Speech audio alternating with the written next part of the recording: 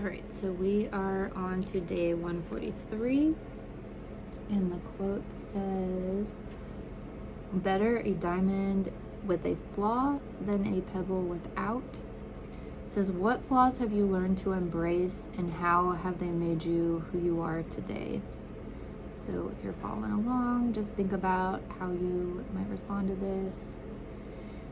And let's see what I said about this. So, oh my gosh, all my cats. Okay, so I said, I wouldn't say, okay, so what flaws have you learned to embrace, and how have they made you who you are today? Okay, I think I'm gonna have a different response to this than I probably had whenever I answered this. So I said, I wouldn't say that I embrace most of my flaws, but I also don't dwell over them. Thankfully, no one has ever specifically pointed out any major physical flaws, so there isn't anything that I'm self-conscious about on a day-to-day basis. And I think I may have mentioned this in another post, some of this before. Like, I'm really thankful that I never got bullied, because I could see, like, if I had been in school and got bullied about some, like, physical, like, attribute, then I could be self-conscious about it. But to my knowledge, I don't think I ever was. And I feel like if people, like, picked on me about certain things, I just always, even if they were picking on me about flaws, like, in my mind, I took it as they were just joking. And so I never have taken anything too seriously. So I said, though, my sister sometimes talks about my forehead being big, but I don't feel like it's outrageously large. So that never really super got to me. But even if it was, even if I did have, like, a big nose or a big forehead or something else, like, I don't know that I would just be very upset about it. I think it would be one of those things that I would just, like, kind of take it as it was and just kind of joke about it, I would hope, and not get, like, too, like, bothered by it. You know, it would be something that would make me unique, I guess. And my roommate was talking about something that he had seen where they took people and had them, like, look in the mirror and talk about, like, what flaws they thought that they had, or what things made them unattractive. And then they didn't realize it, but it was like a double-sided mirror. So at the same time that they were, like, picking apart themselves and talking about their flaws, they had people on the other side, you know, talk about, like, what do you find attractive about this person? And he said, like, in almost every case, the things that people saw as flaws about themselves, things that kind of made them stand out and look different, the other people saw that as something that made them, like, interesting or unique or attractive. And so it was kind of, like, interesting, like, the things that people saw as flaws in themselves were the things that made them unique and stand out and more attractive to other people. So yeah. Let's see what else I wrote.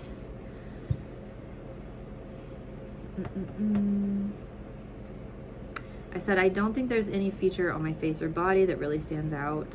I said, by no means are any of my features perfect. Almost everything could be improved, but nothing is, you know, different enough for me to feel like it has impacted my life. I said, so since I'm not pressed about any major physical flaws, I feel like my primary flaws are my social skills.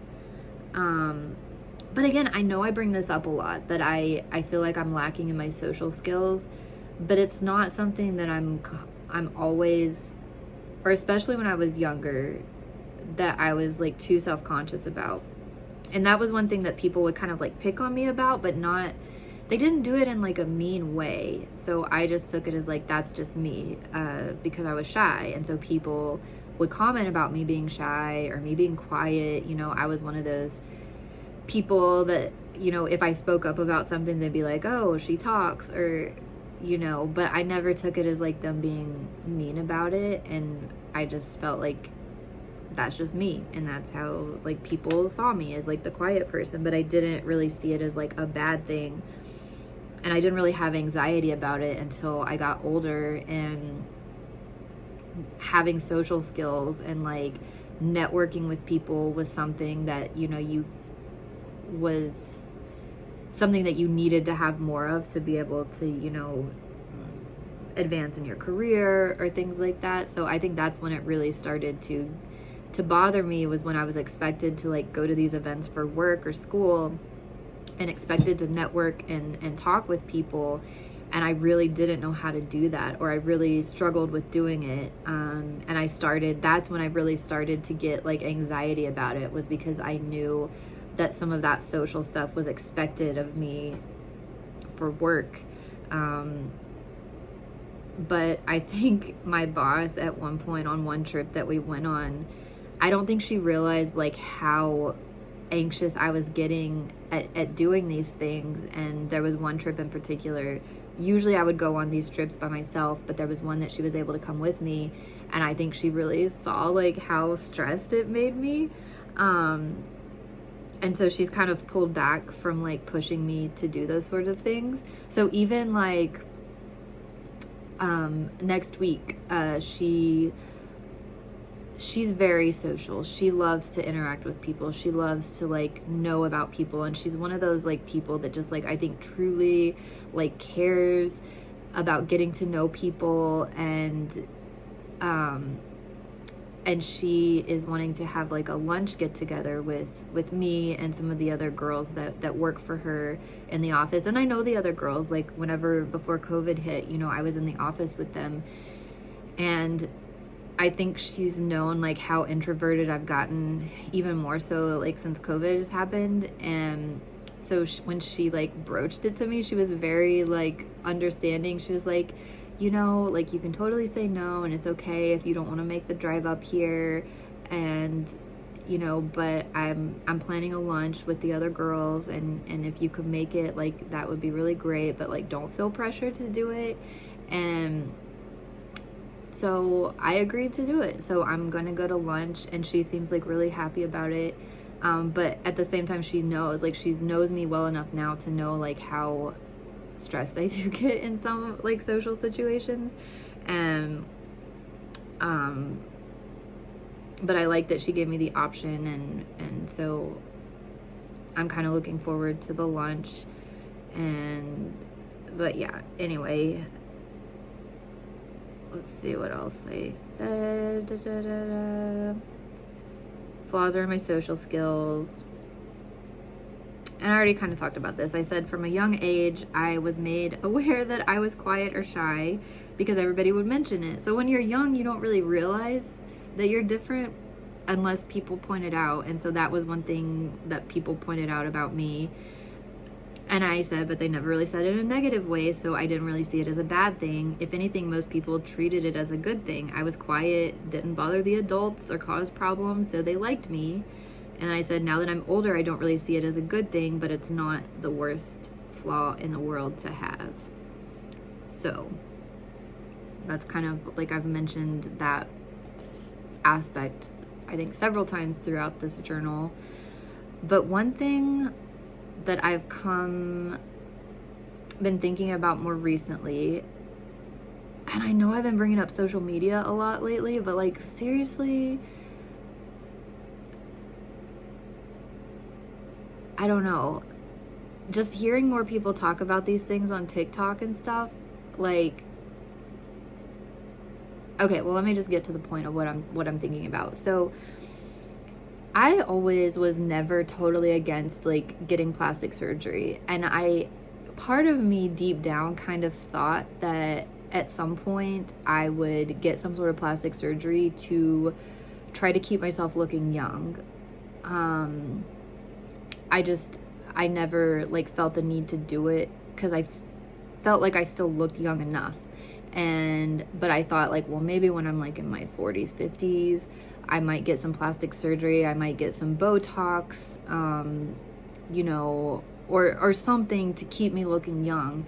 But hearing some of the people make some of this content on social media where they're just like embracing their age, I'm so glad that I didn't get plastic surgery. Like, nothing against people that have, but at this point, like, this would be the point now that I would start thinking about it. Like, I've got wrinkles on my forehead, you know, I mean, if I look close enough, I'm sure I've got wrinkles around my eyes. Like, I think I'm starting to get to that age to where within the next decade, I will definitely start showing aging.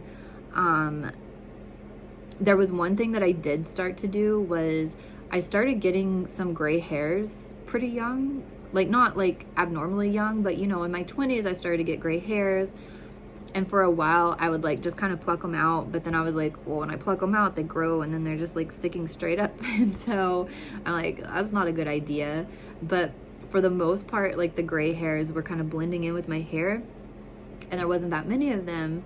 But then I started like getting a little bit more gray hair and I was like, well, maybe this is the time that I start dyeing my hair, because I'd never really dyed my hair before. And that was another thing that was in my mind. I'm like, okay, when I start getting like a lot of gray, then I'll start dyeing my hair. And just because it's so normal for women to dye their hair and cover their gray. And there was a time that I started like trying to go blonde and I wanted to look more attractive, I guess. You know, I think there was that time where I was kind of in that mindset of like, well, I'll need to settle down at some point, and so, you know, let me try to make myself feel more attractive to feel better about myself. And, you know, but I hated like going to the salon. Like, I'm not one of those girls. I didn't like going to the salon. I didn't like sitting in the chair for all that time. I was never like really super happy with how, you know, when I tried to dye my hair, how it came out. I did love how my hair looked with extensions though, but I didn't like the maintaining of it, because you have to come in like every month or two and like keep it maintained, and it wasn't like for me really. But now there are more women that I'm seeing that are embracing their aging, and my roommate has actually helped me a lot. Not helped me with this, but like has ingrained it more in me that I'm not stressed about it. And at this point, I don't think I'll ever be stressed about aging. Like, he's like, he likes women that you can see aging in them. He's like, I think aging in women is attractive. He likes my gray hair. And like, I think because I have that, number one, I don't like going to the salon and getting my hair dyed. And then number two, when you've got someone who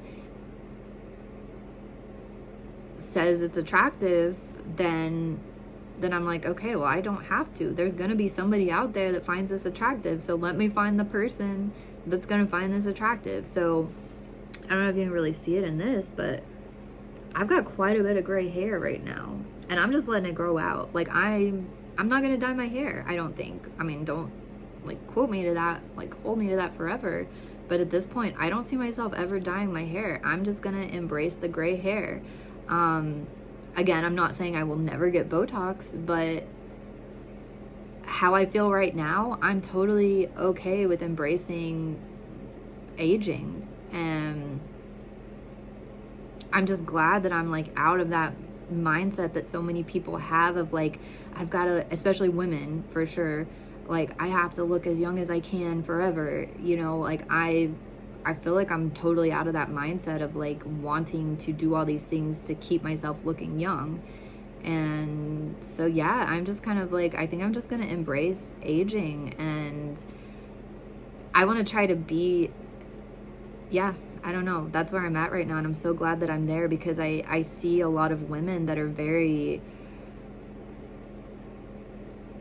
you know, I'm not putting women down for doing these things to look younger, because, you know, I had a time where I was like buying things to try to, you know, look more attractive, or, you know, not necessarily look younger, but, you know, I don't know. I assumed I would be in that mindset of like, oh, when I start looking old, I'm going to try to hide it.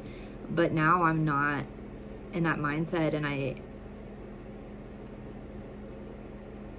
I'm glad. But if other women like enjoy going to the salon and doing those things, then good for them. They can do that. That's just not something that I enjoy. And I hope that if some of those women are doing it because they're trying to like keep up appearances for like society or other people around them, and if it's not something they want to do, I hope that they can feel comfortable and like just giving that up and, you know, just embrace it. And this is another thing. I came across this TikTok video of this guy talking about how he had joined the Peace Corps, and he was married at the time, so I think him and his wife like went on the Peace Corps together, and they spent a couple of years in, was it Ghana? I think it was Ghana.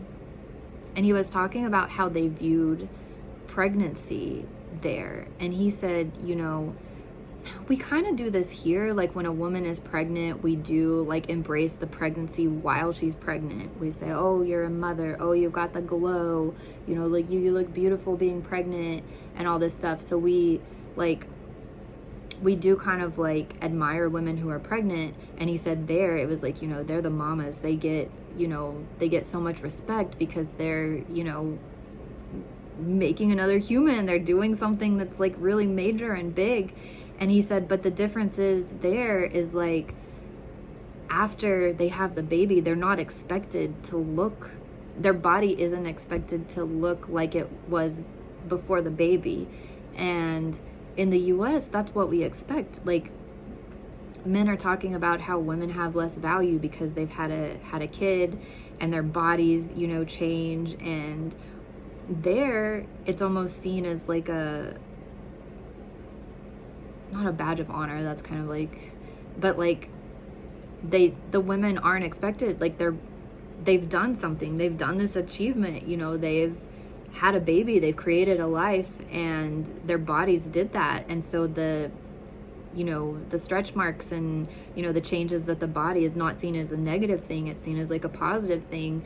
Whereas here, you know, you have the baby mommy makeovers that people, you know, go get the plastic surgery to try to go back instead of, you know, embracing that.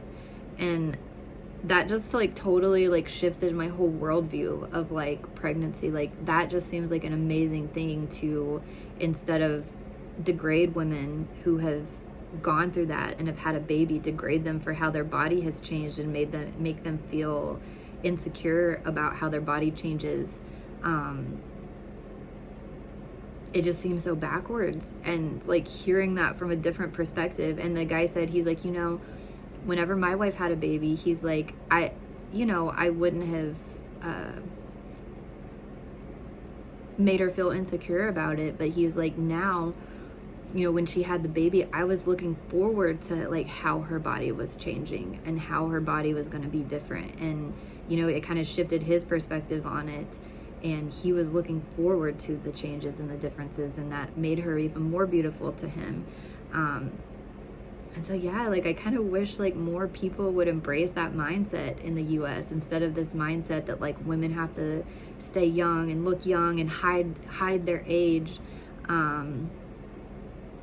So yeah, I'm not, at least of how I feel right now, I feel like I don't ever want to do that. Like if I have gray hair, if I have wrinkles, I am just gonna embrace it. And thinking back, like there's been a lot of older women that I've been around that have done that. Like but what you see on TV and in the media and stuff, it makes you think that like you're not supposed to age.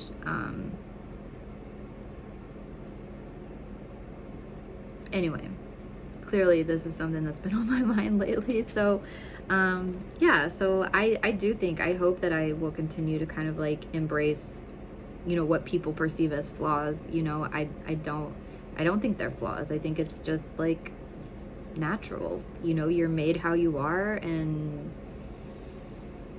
I don't know, just go with that. And I know, actually, now that I think about it, it is gonna seem like hypocritical of me to say that, because I am like trying to change my body, going to the gym and working out, but I'm not doing that to try to make myself attractive or to try to make myself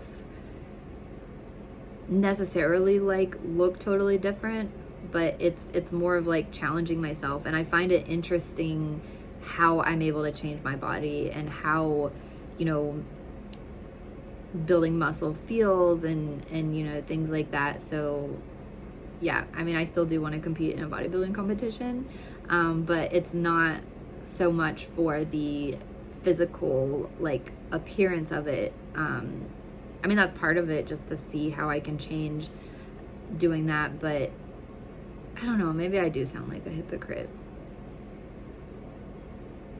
with that, but I don't know. I think it is more just like pushing myself in that extent, just to try to like achieve this goal that I've set for myself. But anyway, we're getting over 20 minutes, so I'm just gonna cut it off here. That's what I had for that question. So I'll be back tomorrow with day 144.